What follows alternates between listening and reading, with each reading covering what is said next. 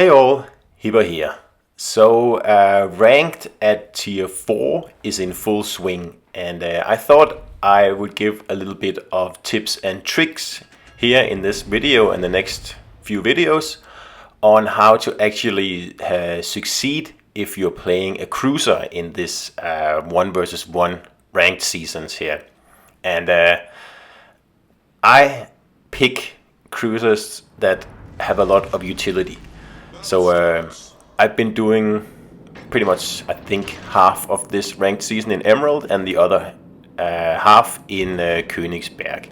And like those two cruisers have an awesome sonar, and really that is tool number 1 when you play a cruiser.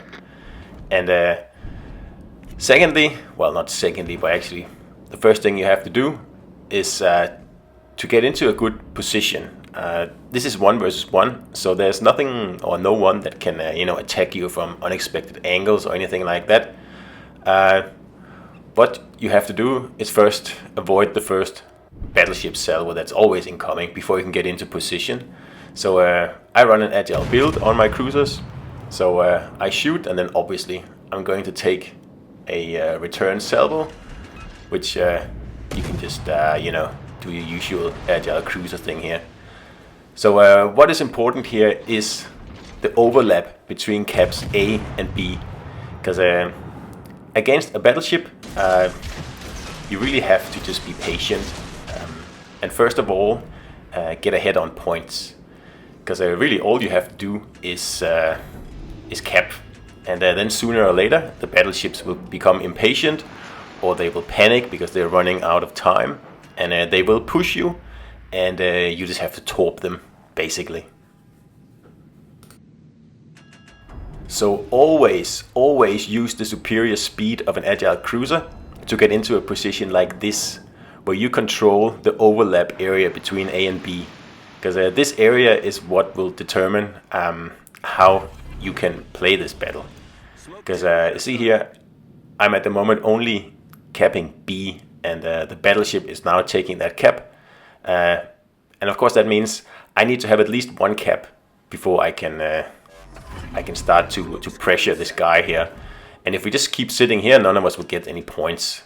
So that's why I smoke up, use the smoke on the ship here, and then I'm going to leave this cap here for the battleship, and then I'm going to head over and take A. And the logic behind that is that it's much easier to to take a cap right off the bat than it is to steal a cap back from someone else. And in this situation here, it's better just to let him cap B, and then I take A, and at least I have a cap then. And at the same time, I make sure I'm not losing control of the overlap area, so I'm not going to head too far away. I'm just going to go on the other side of this island here, so I can get the A cap to get some points down, and then I'm going to head in to the overlap area again, so I can stop the points accumulating for my enemy. And all I have to do is just to get into the overlap area. That way I'm keeping my cap, and I am preventing him from gathering points on his cap, meaning that if he wants to win the battle, he will have to push me sooner or later. Because as you'll see here, I'm just going to sit behind an island, and then I'm going to sit there and I'm just going to wait until he makes a mistake. And I just want to see where he is here also, so we're just taking a bit of a gander. It's risky, but I just had to have a look at where he was. So that means I can shoot a few torps here to keep him from pushing into the middle area, because we don't want that. That's another very important thing. If you let a battleship get into the overlap area between the caps, and of course the player knows what he's doing, it can be very hard to extricate them again, and that makes it very important to maintain control over that area. And that's why I'm taking this chance here. I need to get in there again before he goes in, and I'm pretty lucky this guy here shooting HE. Otherwise I wouldn't make this maneuver here anyway. So I'm in the position I want now. I have a cap, and I can control the whole game now, because I'm accumulating points and he's not. So my goal here is to lure the battleship into these islands here, because if he wants to win this battle, he will have to take Cap A now, or he'll have to kill me, of course, and that means he'll have to enter the islands here, and that's exactly what I'm waiting for. I'm just waiting for my sonar to come back, and I have plenty of torpedoes. I have 8 on each side in this ship here, and I have single fire torpedoes. So as soon as this battleship here enters the caps, like the island areas around here, the advantage is all mine. And of course, all the battleship wants is for me to come out into open water so he can citadel me. And of course, I'm not going to do that. I have the upper hand now. I'm gaining points, he's not. So I could just sit here for the remainder of the battle and win this battle. So the onus is on the opponent to actually do something, which is what you want, because that forces the opponent into, you know, performing actions that they probably don't really want to do, but they don't really have a choice. Because if this battleship just keeps sitting out here, or, you know, like keeps circling the caps, I will win on points. It's quite simple. And I have smoke, and I have sonar, and I have my heels, so I'm going to be a tough torpedo armed cruiser to actually, you know, scare out of this position here. So the last time I saw this battleship here, he was heading kind of northeast there, so I'm assuming he's going to keep heading north, and that's why I'm in this position here, because then I'll just start reversing as soon as I get spotted. So I'm just going to pop on the sonar here, because like I said, the sonar is your most important weapon in a cruiser, and that's also why I switched to Königsberg, simply because the sonar is better. So there we have him. And like I said, he is moving in towards the A cap, because he's realized he has to take it. There's just no alternative. So I smoke up, and I have my sonar on, so I can see him, and he can't see me. And that's what all this one-on-one is really about. It's, you know, seeing where the other guy is. And with a sonar, you can easily see where the battleships are. You don't really need a sonar. And when you're up against a destroyer or another cruiser, again, the sonar is just invaluable. And the better sonar you have, and the longer range and the longer lasting, the better you'll do. So he's seen me, so I'm going to try to switch position here under my cover of smoke, and then I'm going to lay out a few torpedoes here, because I know he's going to go this way here. It's just like a random pattern, because I'm not really sure how he's turning.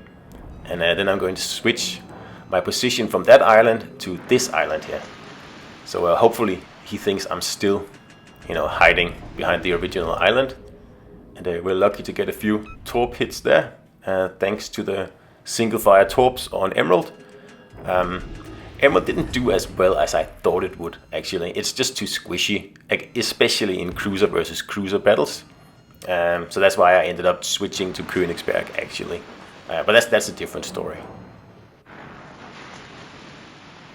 So I'm pretty sure this battleship is going to rush me now, because I'm almost at 600 points, and well, he is behind, and I just need to see where he is, and then I'm going to head over and try to take the A cap back. And as you can see, he is actually YOLOing in. He is going a little bit faster than I anticipated here, and this is where that quick, I know it's not that quick in reverse, acceleration on the British cruisers helps, but it does help a lot. Because I just need to get my torpedoes in position, and then yeah, I pretty much won this battle here. Because this is what it's all about. Like, get the battleships into like positions like this, where they're at a disadvantage, and then just torp them, and that usually does it. Now I actually messed up a little bit here. I didn't time this correctly with my torpedoes, and I'm pretty lucky that this guy is shooting HE here. But this is the situation you want. You want the battleships to come in for you, like this, and then when they round an island, you just torp them. All the other time, you just stay concealed and you know, try to cap as much as you can, basically. to force a situation like this. Don't go out into open water and kite battleships or anything like that. That's not, you don't need to do it. You just need to get ahead on points and just hold the overlap area, basically. Alright, let's do a different one here, this time in Königsberg. And again, we're facing a battleship here, because this video is about cruisers versus battleships. And again, I do exactly the same as before. Set up a little bit of a plan here. I have a rough idea where the battleship is. So I'm going to get as close as I can to the overlap area between A and B. And then as soon as I know where the battleship is, I'm going to go either right or left. And then that way I can get into the overlap area and hopefully at least cap one cap. Because there's no way the battleship can get into that area as well, at least not before me. And I'm faster, so I can usually get in to at least one cap before the battleship even moves out of the spot. And there he is. So I'm going to set up my plan accordingly here. And again, just avoid that first incoming salvo and you should be fine, really. So I'm going to go right here because I think I can get around this island before the battleship comes around.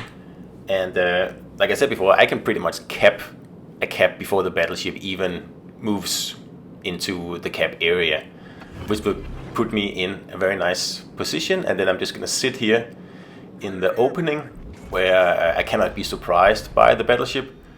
And then I'll just cap both caps and force him into making, you know, well, a Hail Mary, basically. And then, of course, since the maps are so small, it's quite easy to hit the battleships with torpedoes because it's rare they're more than 10 kilometers away. And if they are, then they're no threat anyway. So if you can, of course, try to, you know, soften them up a little bit with a torpedo here and then while you are capping. So now he's moving this way, and I sent off a few torpedoes, and I'm going to move into the overlap area now, so I can grab the other cap, and I'm just gonna pop a few more torpedoes this way here. I think he's gonna come around that corner there, and then after that we should pretty much be good, because I'm going to go on the other side of this little, you know, hole here, and then I'm out of reach of his guns, and at the same time I can cap the other cap, and I can still control the original B cap here, so he can't take it from me either, because I'm in the overlap area. So I get another torpedo hit here, 2 torpedo hits actually, and we've already softened this Congo here up quite a bit, and in the process of taking both caps, and that's going to put me in a pretty good position, meaning that this Congo here will pretty much just have to, you know, enter the cap and try to take me out in one salvo, because obviously as soon as he gets close, I'm just going to torp him. So in general, this approach here where you don't go for the caps immediately, that's generally a mistake. You can see this guy here, he's kind of pretty much painted himself into a corner. He doesn't have any caps. He's sitting really far out in the water, so he doesn't control anything. I control everything, and I have my sonar on, so I'm just guessing that as soon as my sonar runs out, he's going to move in for a YOLO kill. That's at least what I'm thinking. And you can see that he's trying to maneuver into position. So I'm just going to sit here and wait for him to show up, and then I'm going to torp him, like I said.